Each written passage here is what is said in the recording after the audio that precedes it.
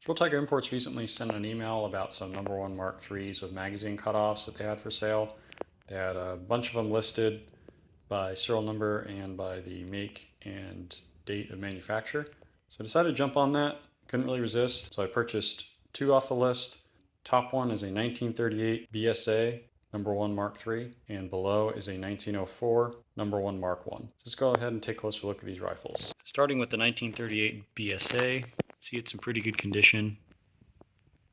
Here on the butt plate, it's got a stock repair here, and it has a stock disc. Had to clean that up, but probably Indian marking or something. See, the butt stock looks like it's in good shape. Has like kind of a little dent across here. Don't see any cracks on the wrist or anything. See, it's GR for George Rex, Birmingham Small Arms, 1938, shortly, and it's a Mark III.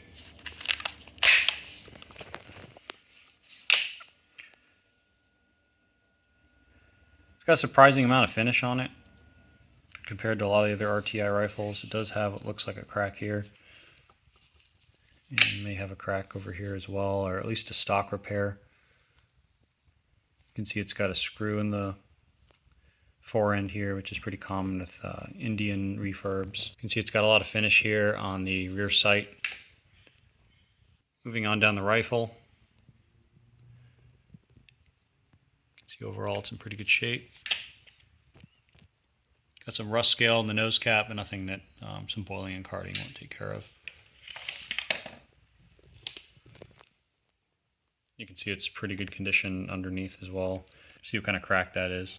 Let me get us out of the rifle. Butt stock looks okay. Can see a crack here.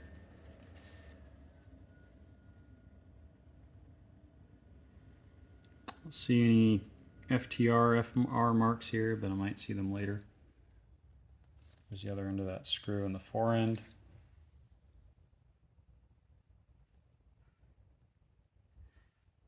Looks like some surface rust, kind of dirty, but it does look like it was saved from the wire wheel, which is a good thing.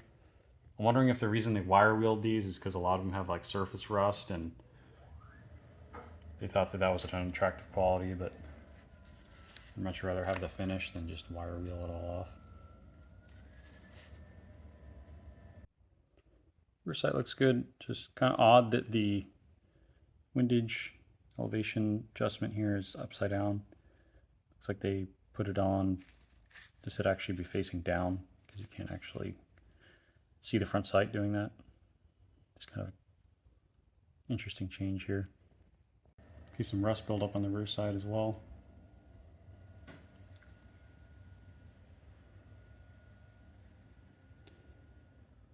Looks like a little bit of possibly pitting here.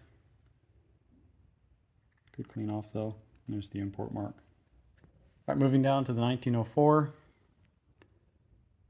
Butt plate screws. Butt plate looks pretty good. Looks like the stock disc is missing.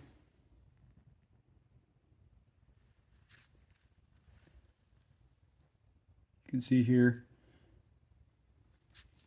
a lot of finish here on the bolt. Here's that mark, 1904. So it's ER for Edward Rex. Enfield, 1904, shortly. And this one's a Mark I, and then there's 2 stars here.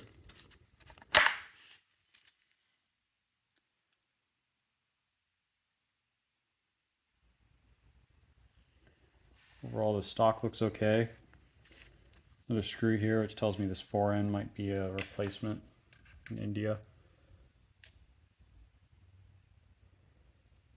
You can see the rear sight here is in pretty decent shape. It is missing 2 little pieces of wood here for the top handguard here. It's also missing the sling swivel and the screw here.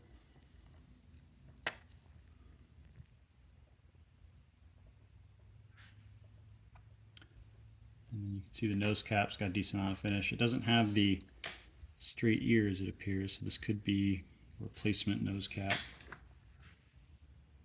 Look on the other side. Butt stock looks okay. You can see a little N mark here. So this was actually used for Navy use. It's kind of a rare mark there.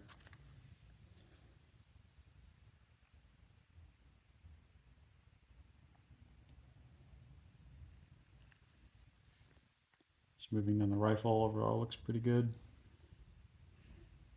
Does look like the nose cap screw here got broken.